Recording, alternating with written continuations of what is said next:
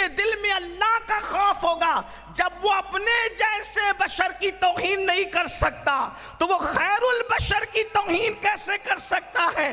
امام اہل سنت پڑھے لکھے بھی تھے اور عالم بھی تھے، دل کی خشیت کی وجہ سے پکار اٹھے، اللہ کی زردہ بقدم شان ہے یہ انسان ہی انسان، وہ انسان ہے یہ۔ قرآن تو ایمان بتاتا ہے انہیں، ایمان یہ کہتا ہے میری جان ہے یہ۔ نعرہ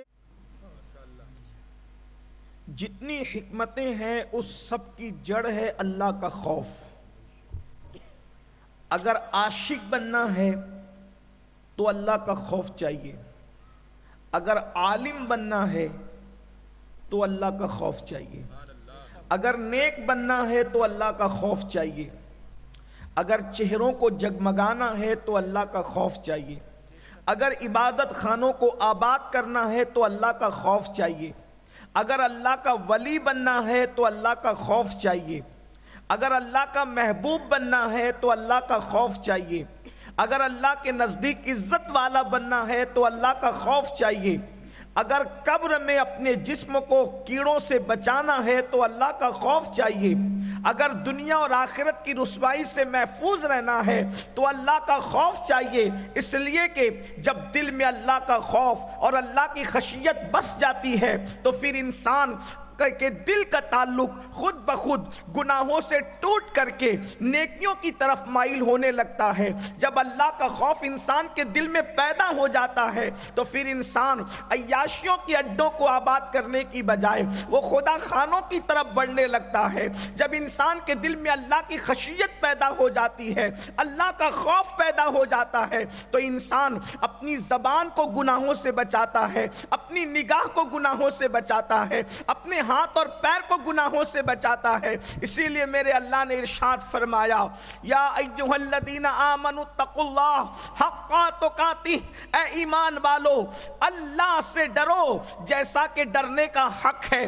آج دنیا کے اندر جرائم اس لیے بڑھ رہے ہیں، آج دنیا کے اندر گناہ اس لیے بڑھ رہے ہیں، آج دنیا کے اندر عیاشیاں اس لیے بڑھ رہی ہے کہ لوگوں کے دلوں سے اللہ کا خوف نکلتا جا رہا ہے، اللہ کی خشیت نکلتی جا رہی ہے۔ میرے آقا صلی اللہ علیہ وآلہ وسلم کے پیارے دیوانوں، دنیا کے اندر کرپشن اس لیے ہے کہ دلوں کے اندر اللہ کا خوف نہیں، زنا کے اڈے اس لیے آباد ہو رہے ہیں، دلوں میں اللہ کا خوف نہیں، شراب کے اڈے اس لیے آباد ہو رہے ہیں، دلوں میں اللہ کا خوف نہیں۔ یاد رکھنا خدا کا خوف عظیم نعمت ہے۔ اللہ اکبر، روئے زمین پر رونے والے روتے ہیں، روئے زمین پر آنسو بہانے والے آنسو بہاتے ہیں، کوئی پیسہ چلے جانے پر روتا ہے، کوئی کسی کی میت پر روتا ہے، کوئی کسی کی جدائی میں روتا ہے، کوئی کسی کے غم میں روتا ہے۔ یاد رکھنا کوئی آنسو اتنا قیمتی نہیں ہوتا جو آنسو اللہ کے خوف سے نکلنے والا قیمتی ہوتا ہے۔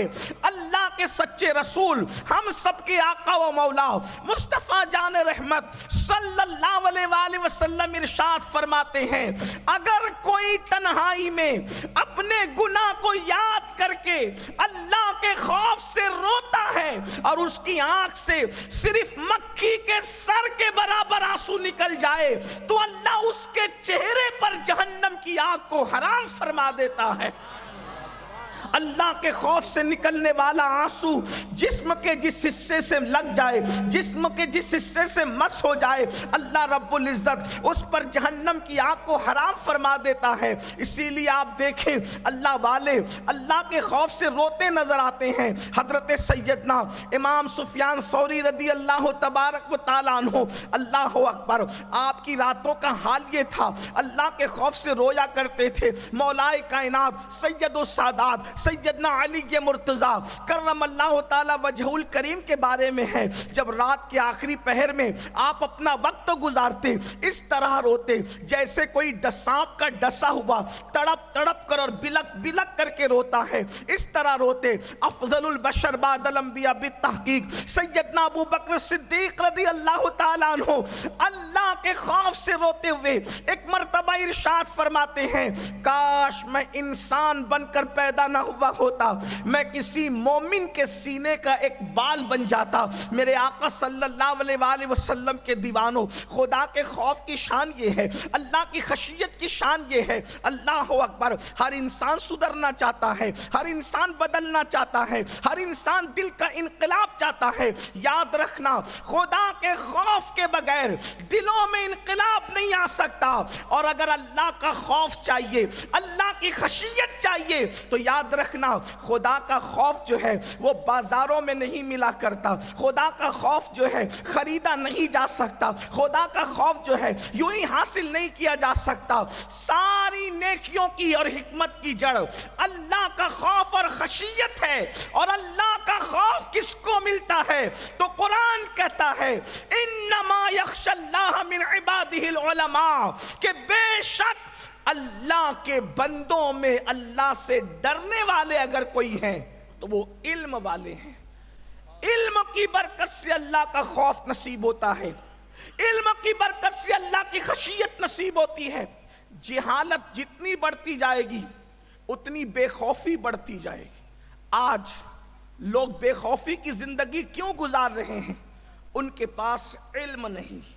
اور ایک بات بھی آپ کو عرض کر دوں، آپ سوچتے ہوں گے کہ اللہ کے بندوں میں علم والے اللہ سے ڈرتے ہیں، تو ہم کچھ علم والوں کو دیکھتے ہیں کہ وہ تو نہیں ڈرتے۔ تو یاد رکھنا، وہ پڑھے لکھے تو ہیں مگر عالم نہیں ہیں،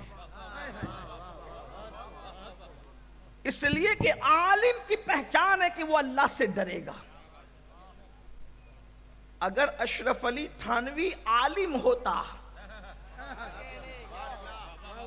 تو حضور کی توہین نہ کرتا، ابن تیمیہ عالم ہوتا تو حضور کی توہین نہ کرتا۔ پڑھا لکھا تو ہے، عالم نہیں ہے، اس لیے کہ جس کے دل میں اللہ کا خوف ہوگا، جب وہ اپنے جیسے بشر کی توہین نہیں کر سکتا تو وہ خیر البشر کی توہین کیسے کر سکتا ہے؟ امام اہل سنت پڑھے لکھے بھی تھے اور عالم بھی تھے، دل کی خشیت کی وجہ سے پکار اٹھے، اللہ کی سرتا بقدم شان ہے یہ انسان، نہیں انسان وہ انسان ہے یہ۔ قرآن تو ایمان بتاتا ہے انہیں، ایمان یہ کہتا ہے میری جان ہے۔ نعرے تکبیر۔